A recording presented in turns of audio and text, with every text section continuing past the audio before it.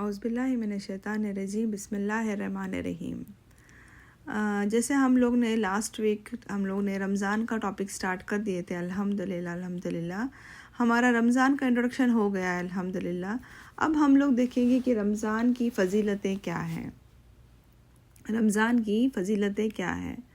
سورہ بقرہ verse number 185 میں اللہ تعالیٰ فرماتے ہیں، شہر الرمضان الذی انزل فیہ القرآن ھدی للناس وبینات من الہدی والفرقان۔ رمضان کا مہینہ قرآن کا مہینہ ہے۔ اس مہینے میں قرآن نازل ہوا تھا، ہدایت ہے لوگوں کے لیے۔ تو اللہ تعالیٰ ہمیں کیا فرما رہے ہیں کہ رمضان کا مہینہ وہ مہینہ ہے جس میں اللہ تعالیٰ نے قرآن نازل کیا ہے تاکہ لوگوں کو ہدایت حاصل کر سکے۔ تو ہمیں ضروری ہے کہ یہ مہینہ جو ہے اس مہینے میں جتنا ہو سکے ہم لوگ قرآن کو پڑھیں، سمجھیں، معنی سے پڑھیں اور اس کو عمل کرنے کی کوشش کریں۔ ہمیں معلوم ہے رمضان کا مہینے میں سب سے پہلے وحی نازل ہوئی تھی، سب سے فرسٹ وحی نازل ہوئی تھی۔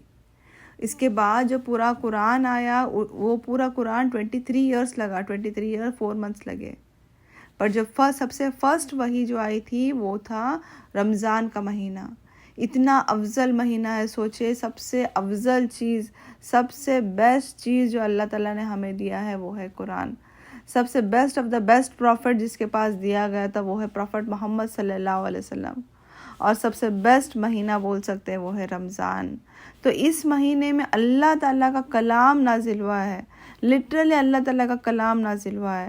اللہ تعالیٰ نے یہ جو کلام بھیجا ہے ہمارے تک، اس کو بس پیرٹ ریڈنگ کرنے کے لیے نہیں ہے، الحمدللہ رب العالمین الرحمن الرحیم مالک یوم الدین ایسا پڑھنے کے لیے نہیں ہے، اس کو سیکھنا ہے، ہم لوگ کو سمجھنا ہے، اس پہ ہم لوگ کو غور و فکر کرنا ہے اللہ تعالیٰ کیا فرما رہے ہیں۔ آج کچھ لوگ یہ بولتے ہیں کہ وہ عربک میں ہے تو ہم نہیں پڑھ سکتے، ہمیں اس کا میننگ نہیں معلوم پڑتا ہے۔ پر ماشاءاللہ آج دنیا میں ہم لوگ دیکھ رہے ہیں اللہ تعالیٰ نے اتنے سارے لینگویجز بنائے ہیں اور لوگوں نے اس کو ماشاءاللہ قرآن کو ٹرانسلیٹ کیے ہیں، اتنے سارے لینگویجز میں ٹرانسلیٹ کیے ہیں کہ کسی کو تکلیف نہیں ہو سکتی، کسی کو قرآن پڑھنے میں، سمجھنے میں، انڈرسٹینڈ کرنے میں تکلیف ہو ہی نہیں سکتی، کیونکہ اتنے سارے لینگویجز میں آج قرآن ماشاءاللہ مل رہا ہے۔ تو اگر ہم لوگ کچھ بھی سمجھو فار ایگزامپل اگر ہم لوگ گھر پہ کچھ چیز خریدتے ہیں یا کچھ بھی لیتے ہیں اور اگر ہمارے ساتھ اس کے ساتھ مینول آتے ہیں، تو اگر وہ مینول اگر کسی ڈفرینٹ چیز میں ہے، کسی ڈفرینٹ لینگویج میں ہے، تو کیا ہم لوگ مینول نہیں پڑھیں گے، وہ چیز کو استعمال نہیں کریں گے؟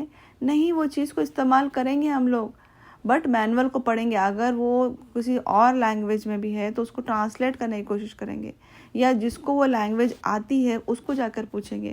اسی طریقے سے اللہ نے ہماری زندگی بنایا ہے اور اس زندگی کو کس طریقے سے چلنا ہے، چلانا ہے، وہ ہمارے لیے اللہ تعالیٰ نے قرآن بھیجے ہیں۔ تو جب ہم لوگ قرآن پڑھیں گے تو ہمیں معلوم پڑے گا تو کہ ہماری زندگی کو کس طریقے سے چلانا ہے، کس میں ڈوز اینڈ ڈونٹس بولتے ہیں نا، کس میں ہاں کرنا ہے، کس میں نہ کرنا ہے، کس میں بڑھ چڑھ کے پارٹ لینا ہے، ہر ایک چیز میں اللہ تعالیٰ قرآن میں بتاتے ہیں ہم لوگوں کو۔ تو قرآن کو سیکھنا، سمجھ کرنا اور عمل کرنا بہت ضروری ہے۔ اس کو میننگ سے پڑھنے کی کوشش کریے۔ آج کل قرآن بس گھروں میں بس اس کو کور کر کے اچھی طرح سے سجا کر اس کو شیلف میں رکھا جا رہا ہے۔ وہ قرآن صرف شیلف میں سجا کر رکھنے کے لیے نہیں آیا ہے، قرآن کو پڑھنے کے لیے آیا ہے، سیکھنے کے لیے آیا ہے، سمجھنے کے لیے آیا ہے، اینڈ لائف میں عمل کرنے کے لیے آیا ہے۔ بہت ضروری ہے ہم لوگوں کو قرآن کو سمجھنا۔ حضور صلی اللہ علیہ وسلم نے فرمایا، جس نے اللہ تعالیٰ کی رسی کو تھام لیا وہ کسی چیز سے گمراہ نہیں ہو سکتا۔ پھر اللہ تعالیٰ کی رسی کیا ہے؟ اللہ تعالیٰ کی رسی قرآن ہے، حدیث ہے۔ یہ دو چیزوں کو اپنے لائف میں بہت مضبوطی سے پکڑیں گے ہم لوگ تو پھر انشاءاللہ ہمیں کوئی چیز گمراہ نہیں کر سکے گی۔ اگر ہم نماز پڑھتے ہیں تو نماز کیا ہے ایکچوئل میں؟ یہ ہماری طرف سے ہم نماز پڑھتے ہیں نا تو ہمارا ون وے کمیونیکیشن ہے، کیونکہ ہم نماز میں اللہ تعالیٰ سے یہ مانگتے ہیں، اللہ ہمیں صحیح راستہ بتا، ہمیں صراط المستقیم پہ چلا، یا اللہ ہمیں یہ دے، اللہ ہمیں وہ دے، یا اللہ ہمیں تیرے جو غصے میں سے لوگوں میں سے مت شامل کر۔ ہم لوگ اللہ تعالیٰ سے صرف مانگتے رہتے ہیں نا۔ نماز وہ ہے جب ہم لوگ مانگتے رہتے ہیں، ہر ایک چیز مانگ رہے ہیں، بٹ جب قرآن پڑھ رہے ہیں تو ہم لوگ سن رہے ہیں، اللہ تعالیٰ کا کلام سن رہے ہیں، اللہ تعالیٰ کیا فرمانا چاہتے ہیں، اللہ تعالیٰ ہم لوگ کو کیا بتانا چاہتے ہیں، یہ سن رہے ہیں. سمجھ میں آ رہا ہے؟ نماز میں صرف ہم لوگ بول رہے ہیں اللہ تعالیٰ کو، اللہ ہمیں یہ دے، اللہ ہمیں وہ دے، ہم لوگ مانگتے جا رہے ہیں. بٹ جب قرآن پڑھتے ہیں تو قرآن میں اللہ تعالیٰ کا کلام سن رہے ہیں ہم لوگ. اللہ تعالیٰ ہم لوگ کو بتا رہے ہیں کہ اس کے پہلے پروفٹس آئے تھے، اس کے پہلے جو نبی تھے ان پر کیا کیا بیتا تھا، کیا ہوا تھا، کس طریقے کس ٹائم پر کیا کرنا ہے. اگر زندگی میں کچھ پرابلمس آتے ہیں، کچھ بھی ہوتا ہے، تو اللہ تعالیٰ نے ہر ایک چیز کا ہمیں سلیوشن قرآن میں دیا ہے. تو یہ مہینہ اتنا افضل ہے کہ اس مہینے میں قرآن نازل ہوا تھا. تو اس مہینے کی سب سے بڑی امپورٹنس یہی ہے کہ یہ مہینہ قرآن نازل ہوا تھا. نیکسٹ امپورٹنس یہ ہے کہ یہ مہینہ وہ ہے جس میں ہمارے جو ستون یعنی ہمارے پلرس آف اسلام ہیں، ہمارے 5 پلرس آف اسلام ہیں. 5 پلرس میں کون سے آتے ہیں؟ شہادہ، صلاح، صوم، زکوٰۃ اور حج. یہ 5 ہے. 5 پلرس میں سے 2 امپورٹنٹ پلرس اس مہینے میں ہے، رمضان کے مہینے میں. وہ کون سے ہے؟ روزہ رکھنا اور زکوٰۃ دینا. صوم اور زکوٰۃ. صوم عربک میں بولتے ہیں اس کو روزہ رکھنے کے لیے، فاسٹنگ یعنی صوم، روزہ رکھنا اور زکوٰۃ دینا. 2 امپورٹنٹ چیزیں اس مہینے میں اللہ تعالیٰ نے، جو ہمارے 5 پلرس ہیں اسلام کے، جو 5 پلرس ہیں، اس 5 پلرس میں سے 2 پلر کا تو مین اس میں یہ مہینے میں ہی ہم لوگوں کو پورا کرنا ہے. تو اس مہینے کی، رمضان کی کیا اہمیت ہے سوچیے ماشاء اللہ سے. صحیح مسلم کی حدیث ہے، حضور صلی اللہ علیہ وسلم نے فرمایا یہ مہینہ وہ ہے جب جنت کے سارے دروازے کھولے جاتے ہیں اور جہنم کے سارے دروازے بند کیے جاتے ہیں، اور سرکش شیاطین جن کو بند کیے جاتے ہیں. اور ایک طرح کا، ایک صحیح بخاری شریف کی حدیث ہے، ایک طرح کا کھلا اناؤنسمنٹ ہے بول سکتے ہیں ہم لوگ مسلمانوں کے لیے کہ اپنی توبہ کر لو اور جہنم کے آگ سے بچو. ایک اوپن اللہ تعالیٰ اپنے طرف سے ہمیں ایک اوپن اناؤنسمنٹ دے رہا ہے، ایک آفر دے رہا ہے اللہ تعالیٰ کہ میں نے سارا برائی، یعنی جو جہاں سے برائی آتی تھی، جو جن شیاطین جو ہم کو وسوسے ڈالتے تھے، میں نے وہ راستہ بند کر دیا ہوں. اب تمہیں جو اچھائی کرنا ہے اچھائی کر لو اور جہنم کے آگ سے بچو. بٹ جو ہم لوگ نے اپنے 11 مہینے جو ہم لوگ نے اپنے نفس کو ٹرین کیے ہوئے نا، جو شیطان کو اپنے آپ پر ٹرین کیے ہوئے ہیں، وہ نفس کیا کرتے ہیں، وہ 11 مہینے اتنے ٹرینڈ ہو گئے ہیں کہ 1 مہینے کو ایکچوئل میں شیطان بند بھی کرنے کے بعد ہمارے نفس ہمارے ساتھ کھیلتے رہتے ہیں. تو ہمارے نفس ہم لوگوں کو وسوسے ڈالتے ہیں. ایکچوئل میں شیاطین اور جن بند رہتے ہیں، بٹ جو 11 منتھس ہم لوگ نے اپنے نفس کو ٹرین کرے ہیں، وہ 1 مہینہ بھی ہم لوگوں کو اچھا کام کرنے نہیں دیتے. تو یہ مہینہ وہ ہے جب اپنے نفس پر کنٹرول کرنا ہے، اپنے آپ کو کنٹرول کرنا ہے. میں نے جیسے لاسٹ ٹائم بتائی، تقوی حاصل کرنا ہے. یہ مہینے میں تقوی حاصل، اللہ تعالیٰ کا ڈر حاصل کرنا ہے، اپنے نفس پر کنٹرول کرنا ہے. جو میں برائی کرتی تھی، جو جیسے پہلے تھی، وہ میں ویسے نہیں رہوں گی. یہی ہوگا جب ہم لوگ اپنے نفس پر کنٹرول کریں گے. اگر میں پچھلے سال بھی ویسی تھی، یہ سال بھی ویسی ہوں، اگلے سال بھی ویسی ہی ہونے والی ہوں، تو میں نے نفس کو کہاں پر کنٹرول کری؟ بھلے سے شیاطین چینڈ ہے، جن چینڈ ہے، پر اپنے نفس کو کنٹرول میں نہیں ہے اپنے، تو پھر کیا فائدے کا ہے؟ تو یہ مین ہے کہ جب شیاطین اور جن چینڈ ہے، پر اپنے نفس کو جو ہم نے ٹرین کیے ہیں، اس کو اپنے آپ میں کنٹرول کرنا بہت ضروری ہے. پھر انشاءاللہ ہم لوگ جنت جا سکتے ہیں اور جہنم سے بچیں گے انشاءاللہ. صحیح مسلم کی حدیث ہے، حضور صلی اللہ علیہ وسلم نے فرمایا اس مہینے میں، رمضان کے مہینے میں اگر کوئی عمرہ کرتا ہے انشاءاللہ تو اس کو 1 حج کرنے کا ثواب ملے گا. 1 حج کرنے کا ثواب ملے گا ماشاءاللہ. اس کا مطلب کیا ہے کہ ہم لوگ کو حج جانے کی ضرورت نہیں ہے؟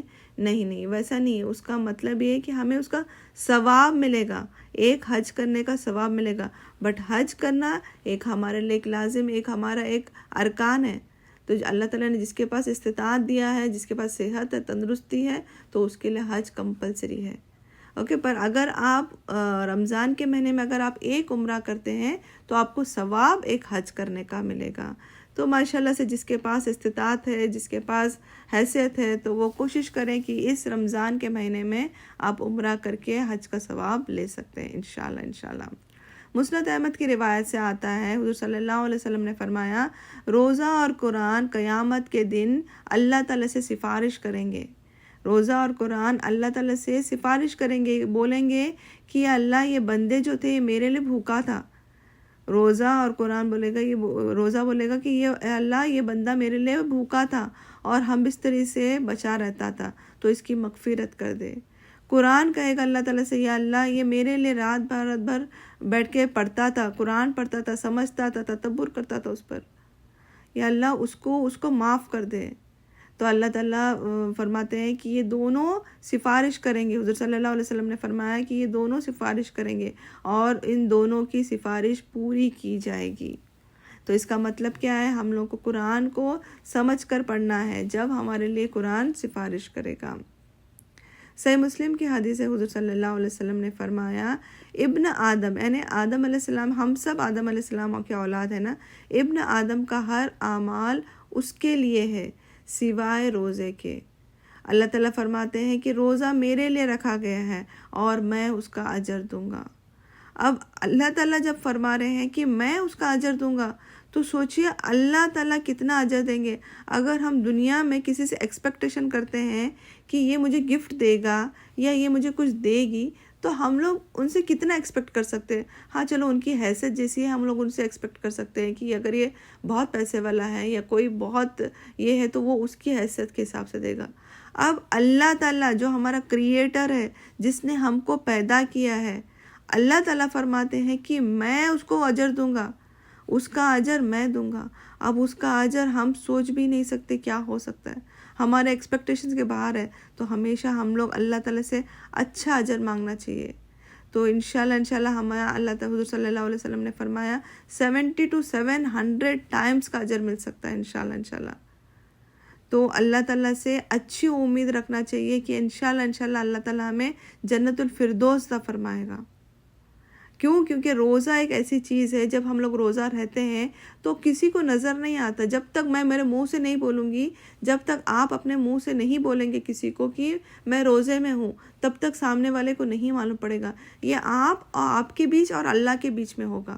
اگر آپ نماز پڑھ رہے ہیں اور کسی کے سامنے کھڑے ہو کے پڑھ رہے ہیں تو لوگوں کو دکھ رہا ہے، نظر آ رہا ہے کہ آپ نماز پڑھ رہے ہیں، سمجھ میں آ رہا ہے. تو اس کا مطلب یہ ہے کہ یہ جو روزہ ہے وہ ہمارے اور اللہ تعالیٰ کے بیچ میں ہے. اس کے لیے اللہ تعالیٰ فرماتے ہیں کہ میں اس کا اجر میں دوں گا، کیونکہ میرے اور میرے بندے کے بیچ میں ہے، وہ کسی کو دکھانے کے لیے نہیں کر رہا ہے. سمجھ میں آ رہا ہے. تو اس کی وجہ سے ہمیں اللہ تعالیٰ سے ہمیشہ یہی ایکسپیکٹ کرنا ہے کہ انشاءاللہ اللہ تعالیٰ ہمیں جنت الفردوس عطا فرمائیں گے.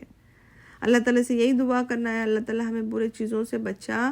اور جب ہم لوگ روزہ رہیں گے تو ہر بری چیز سے، گالی گلوچ سے، بیہودہ باتوں سے، لڑائی کرنے سے یا کچھ بھی لڑائی جھگڑا کرنے سے بچا اللہ تعالیٰ. اگر ان کیس کوئی آپ سے لڑنے جھگڑنے آتا ہے تو آپ ان کو بس اشارے سے کہہ دینا کہ میں روزے میں ہوں. حضور صلی اللہ علیہ وسلم نے فرمایا بس آپ ان کو اشارے سے کہہ دو کہ میں روزے میں، کیونکہ روزے کے حالت میں ہم لوگ اپنے منہ سے گندے الفاظ استعمال کر کے کچھ فائدہ نہیں ہے. ایسے روزے کی اللہ تعالیٰ کو پسند بھی نہیں ہے. صحیح بخاری شریف کی حدیث ہے، حضور صلی اللہ علیہ وسلم نے فرمایا روزے دار کی منہ کی بو، یعنی جو ہم لوگ جب روزہ رہتے ہیں، جب ہمارا پیٹ خالی رہتا ہے تو ہمارے منہ سے جو پرٹیکولر ایک جو اسمیل آتی ہے، روزے قیامت اللہ تعالیٰ کو مشک سے بھی زیادہ پسند ہے. کیونکہ وہ بدبو جو آتی ہے وہ بھوکا رہنے سے آتی ہے، اور وہ بھوکا ہم لوگ کس کے لیے رہتے ہیں؟ ہم لوگ اللہ تعالیٰ کے لیے رہتے ہیں. تو روزے دار کی منہ کی جب بو آتی ہے تو اللہ تعالیٰ کو مجھ سے بھی زیادہ پسند ہے. تو کوشش کریں کہ جب بھی اگر آپ کسی روزے دار کو مل رہے ہیں اور ان کے منہ سے کبھی کوئی اسمیل آتی ہے تو ان کو پوائنٹ آؤٹ نہ کریں، کیونکہ وہ اللہ تعالیٰ کو وہ جو اسمیل ہے وہ اللہ تعالیٰ کو بہت زیادہ پسند ہے. اپنے آپ کو کلین رکھنا بہت ضروری ہے، بٹ وہ جو اسمیل آتی ہے وہ اللہ تعالیٰ کو مجھ سے بھی زیادہ پسند. مشک کیا ہے؟ ایک پرفیوم ہے، اس سے بھی زیادہ اللہ تعالیٰ کو وہ پسند ہے. صحیح بخاری شریف کی حدیث ہے، حضور صلی اللہ علیہ وسلم نے فرمایا جنت کے 8 دروازے ہیں، اور اس میں سے ایک دروازے کا نام، ایک اسپیشل اللہ تعالیٰ نے ایک دروازہ بنایا ہے، اس دروازے کا نام ہے ریان. اور وہ اس دروازے سے روزے دار گزریں گے انشاءاللہ. جو روزے رہتے تھے، جو روزہ رکھتے تھے، انشاءاللہ اللہ تعالیٰ ان کو وہاں سے گزرنے کے لیے موقع دے گا. سوچیں کتنی بڑی اہمیت ہے. الحمدللہ. ایک گھر بنایا ہوا، سمجھو آپ ایک گھر بنائے ہوئے ہیں اور ایک اسپیشل ڈور بناتے ہیں فار ایگزامپل اگر کوئی اپنے فرینڈ آ رہی ہے تو ہم لوگ ایک اسپیشل اس کے لیے ڈور بناتے ہیں. باقی ڈورز اتنے سارے ہیں, 10-15 ڈورز ہیں, جتنے بھی ڈورز گھر کو بنائے ہوئے ہیں, اس ڈور میں سے ایک اسپیشل ڈور رکھے ہیں میری فرینڈ کو آنے کے لیے. تو سوچئے وہ فرینڈ کی کتنی بڑی امپورٹنس ہوگی, کتنے لوگ اس کو ویٹ کرتے رہیں گے اس کو دیکھنے کے لیے کہ یہ اسپیشل گیٹ سے انٹر کر رہی ہے.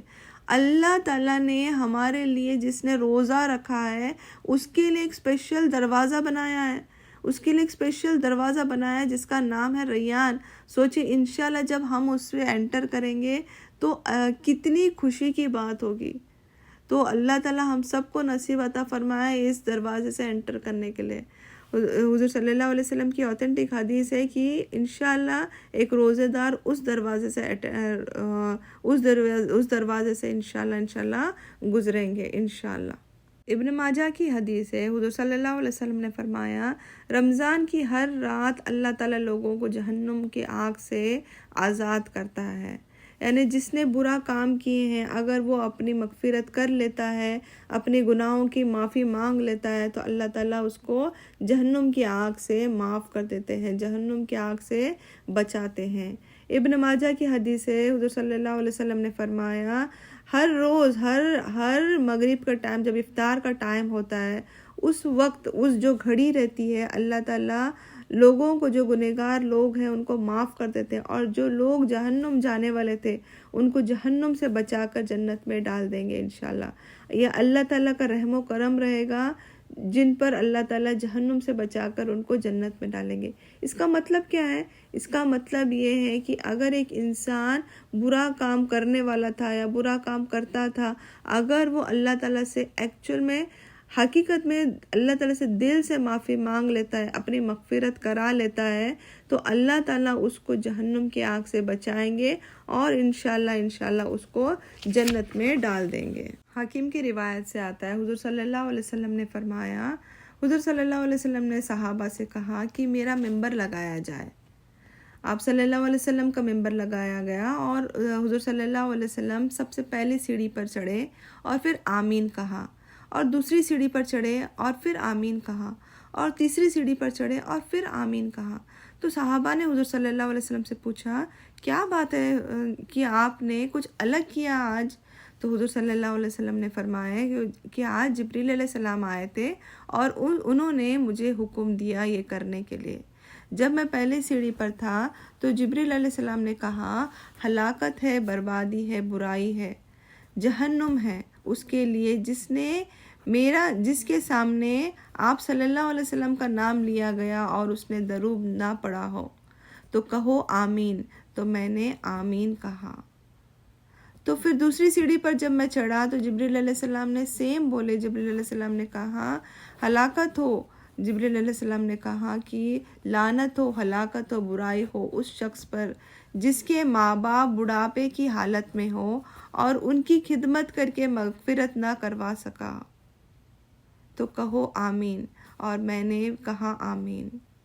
جب میں تیسری سیڑھی پر چڑھا تو حضور صلی اللہ علیہ جبریل علیہ السلام نے کہا کہ لعنت ہو, ہلاکت ہو, برائی ہو اس شخص پر جس کو رمضان کا مہینہ مل گیا اور وہ مغفرت نہیں کروا سکا. تو کہہ دو محمد صلی اللہ علیہ وسلم آمین. تو میں نے آمین کہا. سمجھ میں آ رہا ہے؟ ایسے شخص پر لعنت ہو جاتی ہے. جب آمین حضور صلی اللہ علیہ وسلم نے کہا اور جبریل علیہ السلام نے جب کہا تو پروفٹ محمد صلی اللہ علیہ وسلم نے بھی سیم بولے. تو جو بھی جبریل علیہ السلام بولتے تھے وہ اپنے دل سے نہیں بولتے تھے, یہ اللہ تعالیٰ کی طرف سے ہوتا. آمین کا مطلب کیا ہے؟ یا اللہ تو اس کو قبول کر.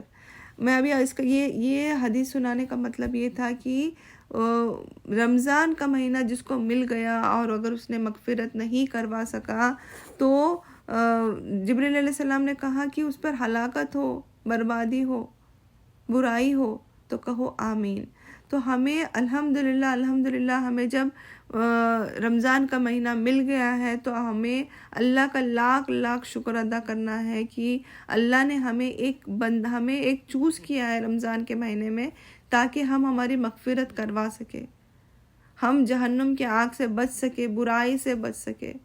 تو اللہ تعالیٰ سے یہی دعا ہے کہ اللہ تعالیٰ اس رمضان کے مہینے میں ہمیں جتنا اچھا ہو سکے اچھا کام کرنے کی توفیق عطا فرما، ہمیں ہر برائی سے بچا، ہمیں ہر بہکاوے سے بچا، ہمیں اپنے نفس پر کنٹرول کرنے کی طاقت عطا فرما، ہمیں جنت الفردوس عطا فرما۔ یا اللہ ہمیں اس رمضان کا مہینہ تیرا عبادت کرنے والا بندہ بنا۔ یا اللہ اس رمضان کے مہینے کے بعد بھی ہمیں ایک اچھا نیک انسان بنا، تاکہ آنے والے جتنے بھی زندگی ہے اس میں نیک اعمال کر کے ہم سب انشاءاللہ جنت الفردوس اللہ تعالی ہم سب کو عطا فرمائے۔